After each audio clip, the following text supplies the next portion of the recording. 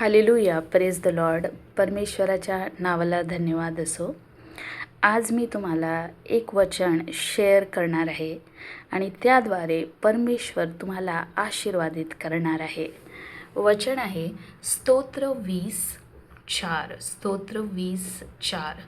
तुझे मनोरथ तो पूर्ण करो, तुझे सर्व संकल्प सिद्धीस नेवो. आता इथे म्हटल्या गेलेलं आहे सर्व संकल्प.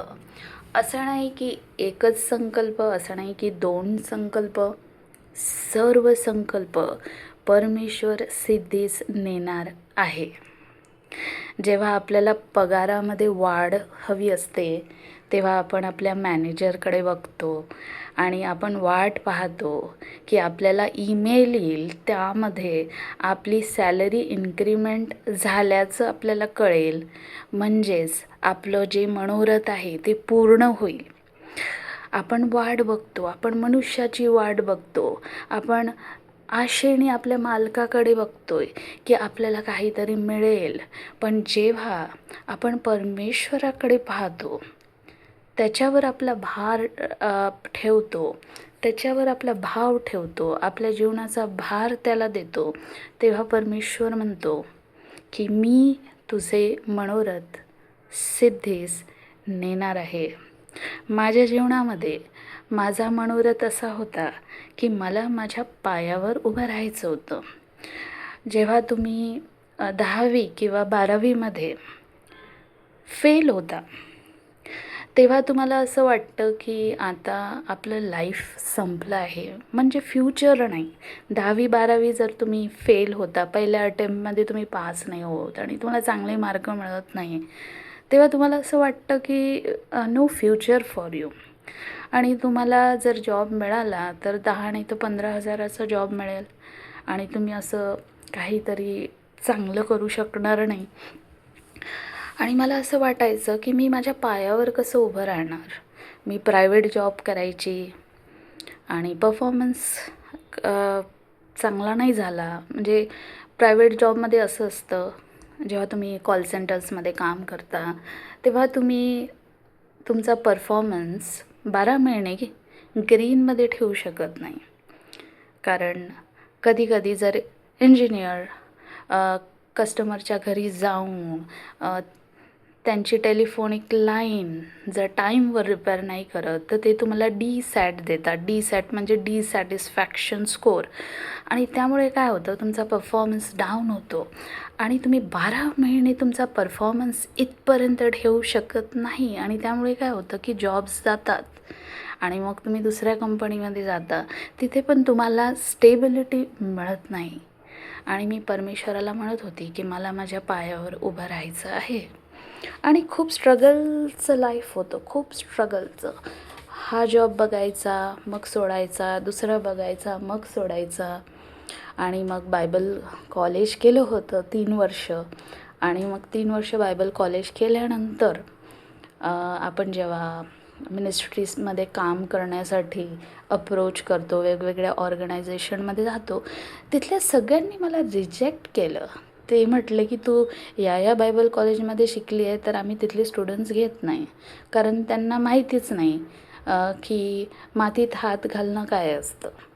कारण तुम्ही हायफाय बायबल कॉलेजमध्ये शिकलेले आहात तर आम्हाला तिथले स्टुडंट्स नको आहेत, असा गैरसमज त्यांच्या मनामध्ये येत होता. आणि बरेच वर्ष अनएम्प्लॉयमेंट होतं, खूप सारे प्रॉब्लेम्स होते. पण परमेश्वराला माझं मनोरथ, माझा संकल्प माहीत होता. आणि परमेश्वराला मी म्हटलं की तू मला जर जॉब दिला किंवा तू मला रेग्युलर इन्कम स्ट्रीम दिली तर मी या बदल्यात तुझं कार्य करील. मग तुझं वचन मी शेअर करील किंवा एखाद्या गरजवंताला मी मदत करीन, मी काहीतरी करेल. बट मी काहीतरी करणार आहे जर तुम्हाला माझ्यासाठी असं कार्य घडवून आणशील जिथे माझा जो संकल्प आहे तो पूर्ण होईल. आणि मग आमच्याकडे जास्त पैसे नव्हते, जास्त भांडवल नव्हतं जिथे आम्ही एखादा बिझनेस चालू करावा. मग आम्ही विचार केला की एखादा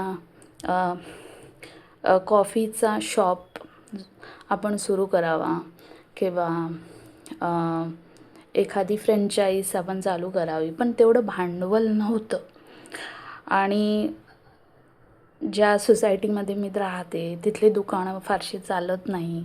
आणि मग मी डिसाईड केलं की मी ॲमेझॉनवर काहीतरी प्रॉडक्ट्स विकेल ॲज अ सेलर. मी ते पण ट्राय केलं, त्यात मला काही एवढं सक्सेस नाही आलं. कोरोनामुळे माझं ते काम ते पण बंद झालं. आणि मग मी टेलरिंग कोर्स केला जवळपास 15 महिन्याचा आणि 6 महिने मी प्रॅक्टिस केली. पण मला असं वाटलं की त्यातही फ्युचर नाही, कारण त्यामुळे डोळे खराब होत होते आणि तिथे मेन पॉवर जास्त पाहिजे. म्हणजे तुम्ही खूप काम करू शकत नाही टेलरिंगचं, म्हणजे घंटोघंटे बसून. आणि इन्कम स्ट्रीम म्हटलं तर that is not the best option. असं साईड बिझनेस म्हणून आपण ते करू शकतो. आणि मग मी बरेच प्रयत्न केले होममेड फूड बनवून विकण्यासाठी. बरंच काही मी ट्राय केलं, पण त्यामध्ये मला सक्सेस मिळत नव्हतं. आणि जेव्हा आपण बरंच काही ट्राय करतो आणि आपल्याला सक्सेस मिळत नाही, तेव्हा आपण परमेश्वराला म्हणतो की आता मी माझ्या पायावर कसं उभं राहणार. म्हणजे चांगलं वाटत नाही नेहमी आपल्या घरच्यांना पैसे मागायचे आणि त्यांच्यावर अवलंबून राहायचं. तर मला माझ्या पायावर उभं राहायचं होतं.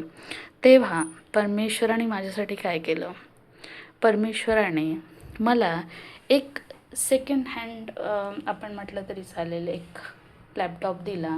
आणि मग दुसरा दिला आणि मग तिसरा दिला. असं करता करता माझ्याकडे बरेच लॅपटॉप्स, बरेच मॉनिटर्स हळूहळू आलेत आणि देवाने मला ट्रेन केलं. आणि परमेश्वराने मला कोरोनाचा टाईम होता, कुठे बाहेर पण जाता येत नव्हतं. आमच्या घरामध्ये माझी आई देवाघरी गेली कोरोनामुळे. माझ्या भावाचं इन्फेक्शन तिला झालं आणि माझी मावशी पण देवाघरी गेली कोरोनामुळे. आणि वातावरण खूप दुःखाचं होतं घरी. आणि परमेश्वराने मला म्हटलं की मी तुझ्यासाठी काहीतरी करणार आहे, मी तुझे संकल्प पूर्ण करणार आहे. जेव्हा आपण खचतो, आपलं सगळं काही असं वाटतं की संपलं आहे, तेव्हाच परमेश्वर आपल्याला उचलतो, वर नेतो आहे. आणि परमेश्वराने मला यूट्यूबवर एक व्हिडिओ दाखवला आणि तो व्हिडिओ होता स्टॉक मार्केट रिलेटेड. आणि परमेश्वराने मला त्याच्यामध्ये आवड निर्माण करून दिली आणि मी स्टॉक मार्केटचा जवळपास 3 वर्ष अभ्यास केला. 3 वर्ष मी प्रॅक्टिस केली, त्याचं मी ट्रेनिंग पण घेतलं. आणि आज स्टॉक मार्केटमध्ये ट्रेडिंगचं माझं प्रोफेशन झालेलं आहे.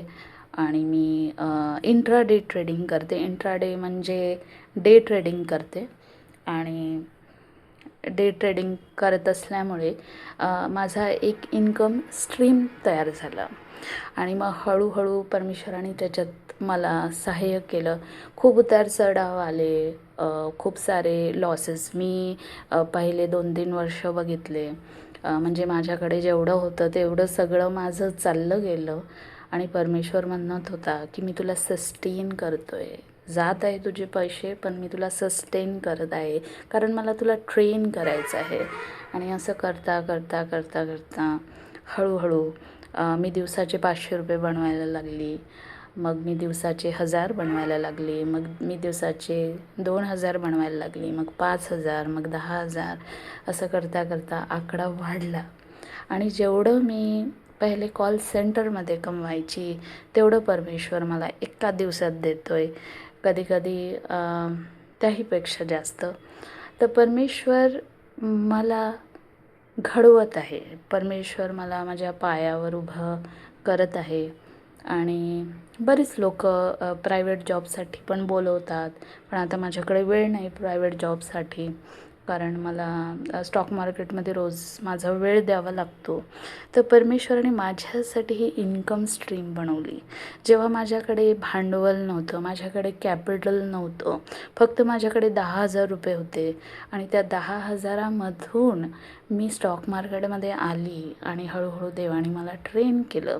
तर परमेश्वर त्याच्या अद्भुत रीतीने त्याला माहीत आहे की कुठले धागे जोडायचे आहेत, त्याला माहीत आहे की कुठले पीसेस जॉईन करायचे आहेत आणि तो एक बेस्ट योजना तुमच्या जीवनामध्ये पूर्ण करेल. आता मी परमेश्वराला काय मागितलं की मला माझ्या पायावर उभं राहायचं आहे. मी हे नाही म्हटलं की मला या क्षेत्रामध्ये माझ्या पायावर उभं राहायचं आहे. परमेश्वराला म्हटलं मला माझ्या पायावर उभं राहायचं आहे, मला पैसा कमवायचा आहे आणि परमेश्वराने मला माझ्या पायावर उभं केलं आणि पैसा कमवण्यासाठी मला सहायता केली. त्याच प्रकारे तुमचा जो पण काही मनोरथ असेल, परमेश्वर तो निश्चितच पूर्ण करणार आहे. असा विचार करू नका की आज माझ्याकडे काहीच नाही आहे. कारण जेव्हा कानाच्या लग्नामध्ये परमेश्वराने जो चमत्कार केला, तिथे काय होतं, तिथे ओल्ड सिस्टम्स होते. म्हणजे जे जार्स होते मोठमोठाले, ते खाली पडलेले होते, जुने झालेले होते. आता जुने मटके जर तुम्ही रस्त्यावर पण फेकले, कोणी ते उचलणार नाही. जुन्या मटक्याला काहीच व्हॅल्यू नाही. पण परमेश्वराने ते जुने मटके घेतले आणि त्याच्यामध्ये पाणी भरायला लावलं आणि त्या पाण्याला द्राक्षरसामध्ये परमेश्वराने ट्रान्सफॉर्म केलं. जरी तुम्ही जुने झाले असाल, तुम्ही म्हटलं असेल अरे माझं वय आता 40 झालं, 50 झालं, आता मी काय करणार. परमेश्वर म्हणतोय की जरी तुम्ही जुने झाले असाल तरी पण मी माझं जीवनी पाणी तुमच्यात भरणार आहे. आणि पाणी म्हणजे काय, पाणी म्हणजे जीवन.